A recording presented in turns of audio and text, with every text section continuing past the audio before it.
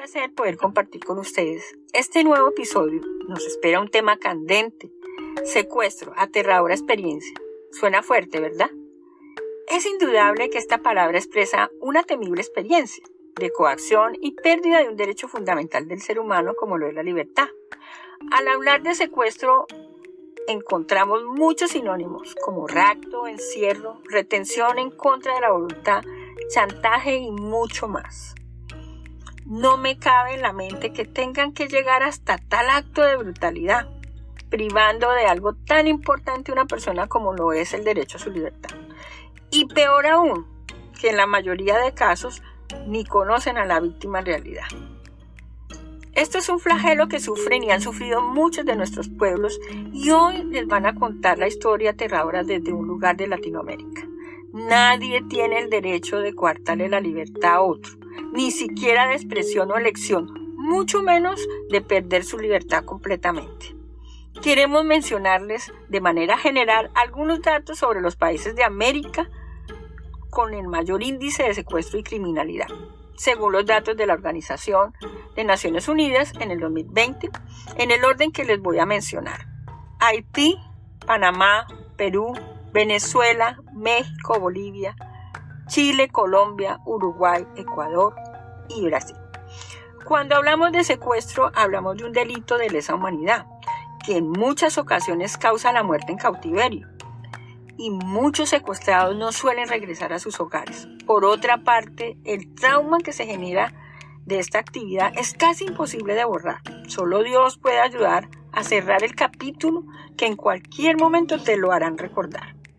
No podemos hablar de un acto que atente contra tu libertad sin aducir que se trata de un acto reprochable e indigno. Te puedes imaginar la situación de estar alejado de tus seres queridos, de tu casa, de tus costumbres y hasta de tu vida estudiantil o laboral. Todo esto es un caos para después recomenzar, donde todos quieren indagar y la herida empieza a sangrar de nuevo. Lamentable tener que vivir asustado e intimidado, porque a cualquiera de nosotros nos puede pasar. Lo peor es que llegan sin avisar y te llevan sin preguntar nada, ni siquiera si tomas medicina porque padeces alguna enfermedad degenerativa o crónica, si tienes niños pequeños que debes cuidar, y menos si acaban no solo con tu cuenta bancaria, sino con tu tranquilidad y hasta con tu matrimonio. Todo lo anterior se cumple si llegas a tener la oportunidad de regresar a tu casa, que a lo mejor vacía estará, sin contar con la desadaptación, porque muchos son los que permanecen en cautiverio por meses y hasta por años, y otros mueren de tristeza y penalidad. Para finalizar esta introducción, debo sentar un precedente en un tema que me causa tristeza, rechazo y algo de dolor. No concibo la vida con alguien que quiera coartar mi derecho de expresión, y menos de movilizarme libremente, en cualquier momento, sin previo aviso, y mucho menos pedir permiso para salir a caminar o irme a un restaurante, un teatro, y poder elegir libremente qué película veo y qué deseo comer mientras me entretengo con lo que elegí. Y no fue a causa de una decisión forzada o imposición de otro debido a su jerarquía o deseo de manipulación. No puedo esperar más. Creo que ustedes estarán igual de ansiosos a mí, deseando escuchar esa narración que a grandes rasgos nos relatarán. Pero lo mejor es que pueden adquirir este libro fácilmente en Amazon, que además se convirtió en bestseller rápidamente. La autora y escritora de esta obra es nuestra querida Diana Pertús. Desde Cali, Colombia, seguro los atrapará con una experiencia aterradora de su vida. Bienvenida, mi apreciada Diana. Es para mí un gran placer estar hoy en este grandioso programa. Agradezco a Literarte Fusión, a Alexandra Cortés y María Paz. Mi nombre es Diana Pertús, autora y escritora del libro Secuestro, aterradora experiencia. Soy del municipio de Santander de Quilichao, en el departamento del Cauca, al sur de Colombia. Mi vida ha transcurrido siempre en la rama comercial, creando pequeñas empresas para mi desarrollo personal y de las personas que me han acompañado a través de todos estos años. Hoy compartiendo este libro con todos ustedes, que es basado en hechos reales. La importancia de este libro se basa principalmente en la autenticidad y la crudeza de la narración de un trágico episodio que tuvimos que vivir mi esposo y yo en carne propia. A él, la guerrilla lo secuestró primero y a mí 1 mes y 12 días después, justo en el momento en que acababa de entregar la última cuota de los pagos exigidos para su liberación. A mí me tuvieron secuestrada durante 60 días y pues los 2 episodios merecen ser contados para dejar un testimonio real de los hechos y para exorcizar de alguna manera el dolor y las secuelas que produce un crimen tan abominable como es el secuestro. No fue fácil revivir durante varios meses los pormenores de la historia, a pesar de que ya han pasado muchos años después de las vivencias. Tenía que ser así para que el libro pudiera expresar, como efectivamente lo hace, con sagrada sinceridad y fidelidad, la dimensión de las sensaciones y la crudeza de los segundos, los minutos, las horas y los meses que tuvimos que soportar pensando y sintiendo siempre que el final sería trágico, dada la absoluta carencia de humanidad que mostraron y siguen esgrimiendo los funestos personajes de la FARC. Es muy cruda la verdad que los lectores van a encontrar en las páginas del libro, pero la sencillez y la naturalidad con que fueron escritas harán que la lectura sea fácilmente entendida. Sin menoscabo de lo feo e ignominioso que dibujan los detalles consignados en esta obra, podrán conocer lo que significa la soledad, la angustia, el miedo, el horror y la crueldad de las humillaciones que tuvimos que soportar durante el secuestro. Podrán también entender cómo y por qué surgen y cobran importancia los momentos en los cuales nos peleamos y nos reconciliamos con Dios. La fe, la esperanza, el optimismo y por supuesto el pesimismo suben y bajan como una montaña rusa, porque todos los días en medio de la angustia y el dolor se abriga la ilusión de que pronto la libertad será posible, que pronto vamos a encontrar esa anhelada libertad. Cobra importancia y se convierte en una obsesión la posibilidad de escapar a sabiendas de que puede ser una decisión muy peligrosa. El secuestro en Colombia y en cualquier país del mundo debe ser condenado, simplemente porque su intención y ejecución son móviles perversos que no se compadecen en ningún momento con la idiosincrasia ni con los sentimientos de la gente honesta y trabajadora que hace lo posible para vivir decorosamente, resguardando la importancia de la familia y de los principios morales que a todos nos inculcaron desde niños. Muy triste tener que aceptar impunemente la permanente práctica de este flagelo, que como todos sabemos no es de ahora, sino que data de muchos años atrás. Quizás algún día podamos liberarnos de su malignidad y de la estupidez de los principios que esgrime la guerrilla para seguir ondeando banderas sin objetivos políticos claros ni razones morales que los sustenten. En esas consideraciones se basa esta narración y el derecho de los capítulos que conforman el libro. No pretendí en ningún momento lograr la perfección literaria, porque nunca había escrito nada con la intención de publicar, pero sí tuve mucho cuidado en preservar la pulcritud y el respeto que me merecen los lectores. Pues bien, les hago una invitación a que lo lean con la misma pasión e intención que yo puse en su construcción, para que el mensaje no se quede en los anaqueles de la biblioteca ni en la debilidad de la memoria. Les prometo que vale la pena, les prometo que deja muchos mensajes de vida, les prometo que se van a encontrar con algo increíble. Entonces, voy a hacer un recuento un poco de la historia política de mi país en los momentos en que nace la guerrilla, para que vayan conociendo y adentrándose un poco en este enredo cruel que nos muestra este tipo de realidades, como es el secuestro que día tras día ha pasado y sigue pasando. Bueno, entro pues a la parte para que más o menos las personas tengan un poquito de conocimiento sobre la historia de mi país.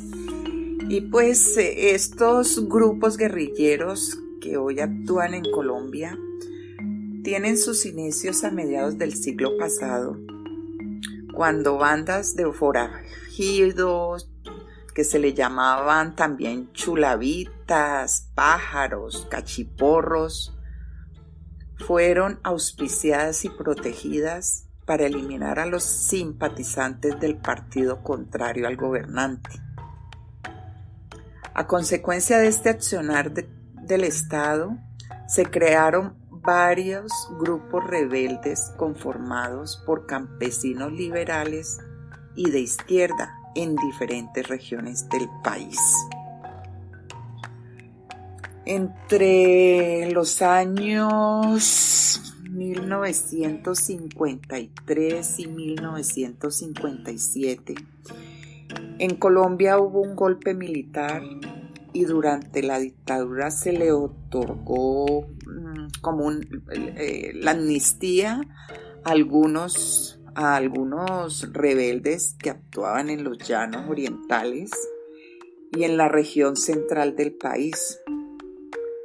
Los que no se acogieron siguieron en la clandestinidad, como hoy en día pasó con lo que se llaman hoy las disidencias de la FARC y los otros grupos. Los grupos que no se amnistiaron se conocieron como la chusma y se convirtieron en azote del campo, en el azote del campo colombiano. Y eso sucede más o menos entre los años 1958 y 1964, atacando la población civil y a las fuerzas militares.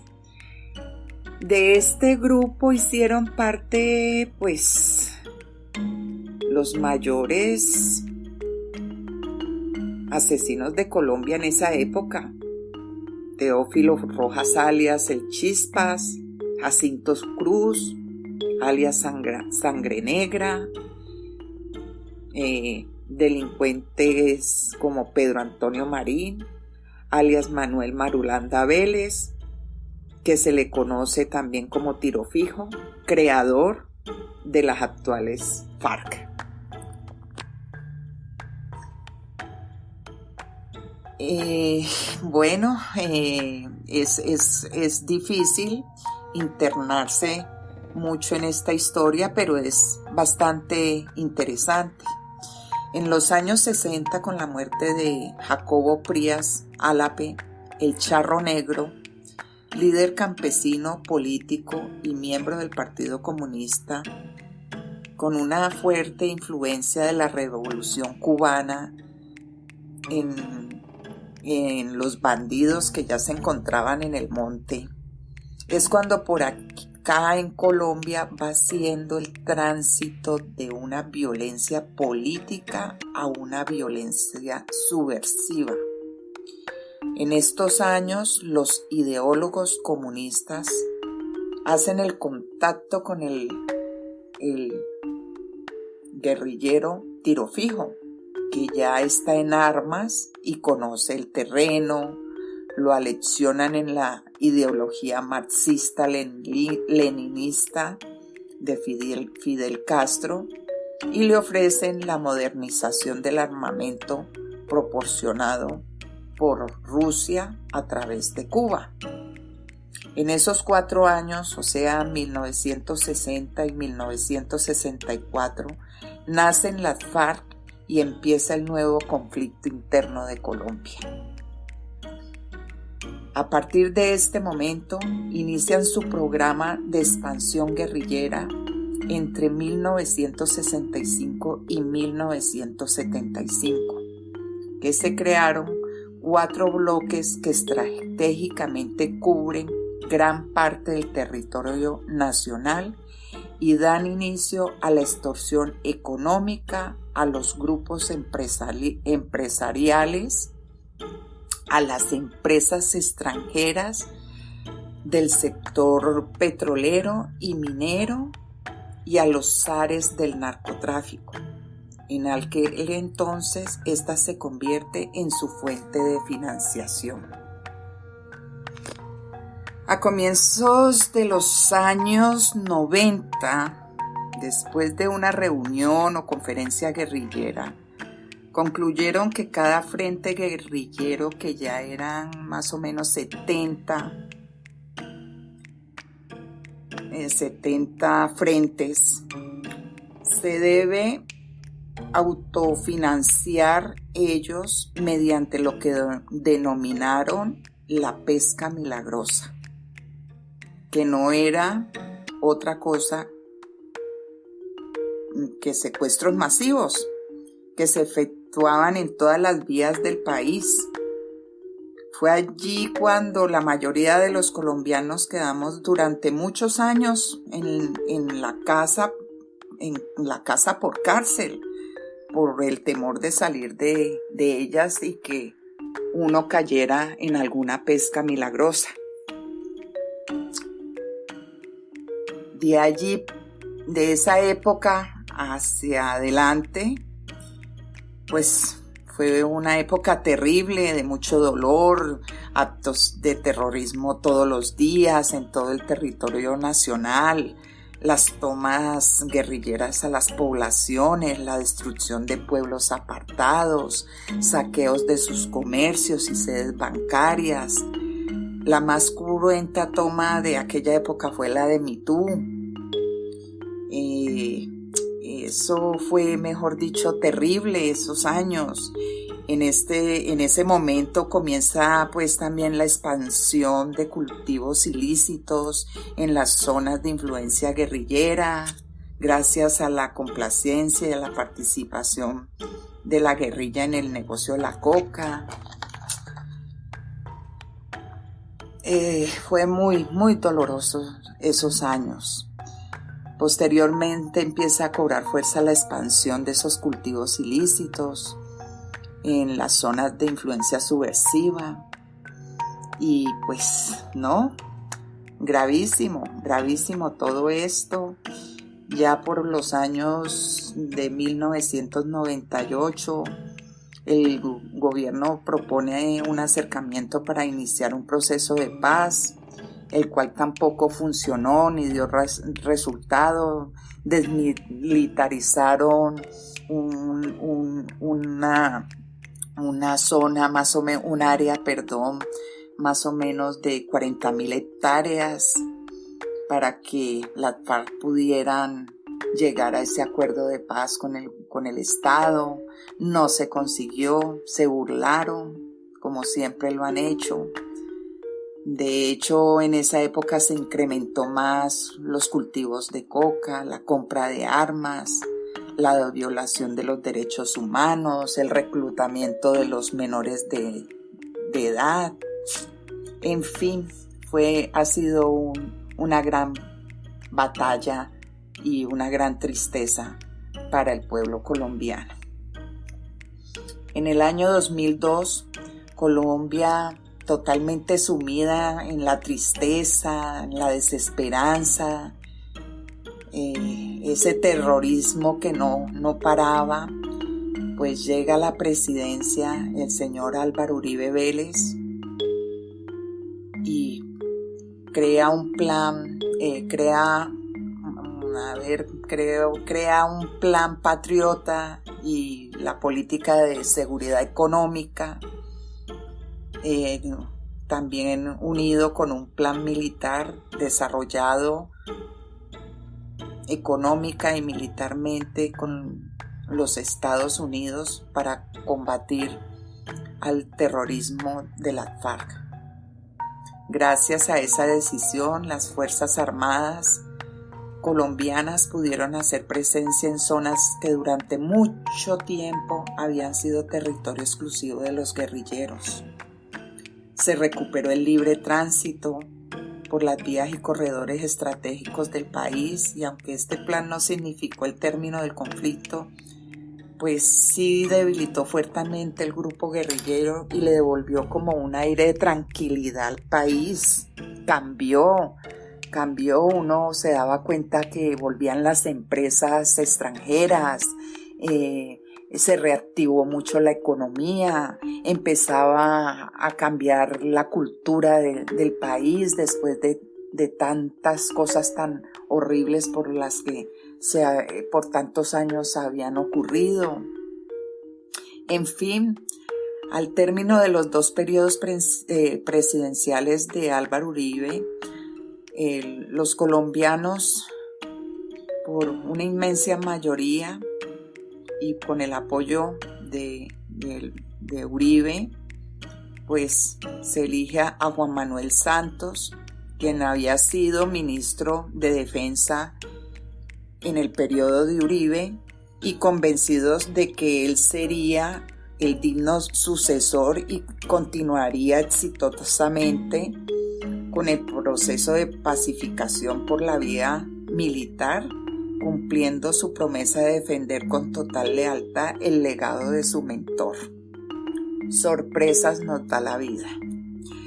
Lamentablemente no fue así, y muy pronto pues empezó el distanciamiento con las políticas de su antecesor.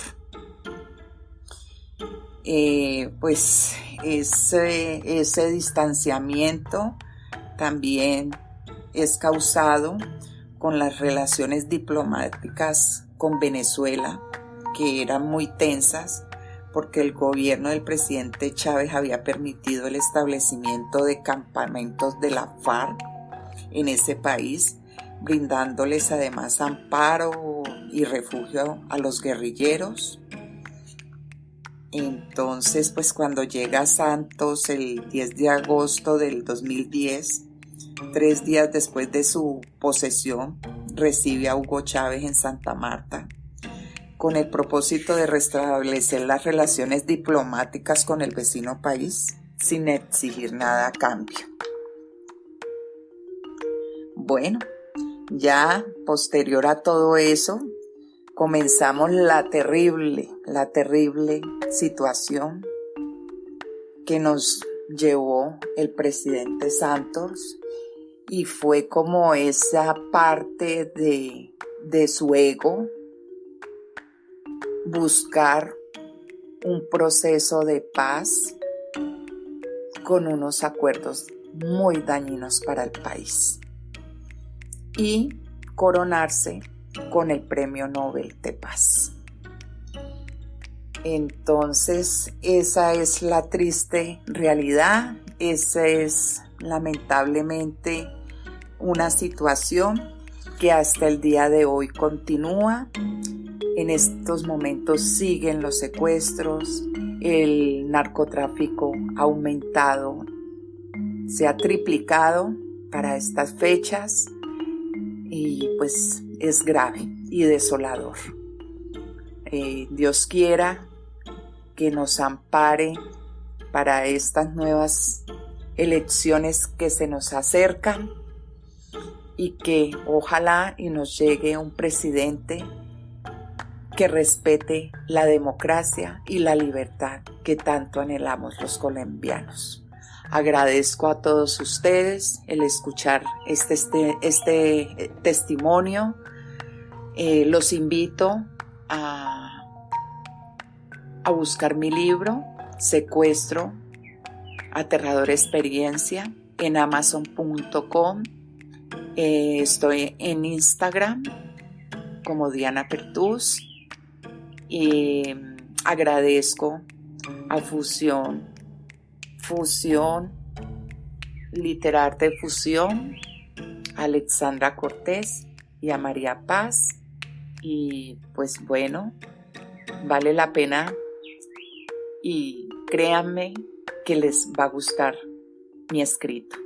Un abrazo y muchas gracias.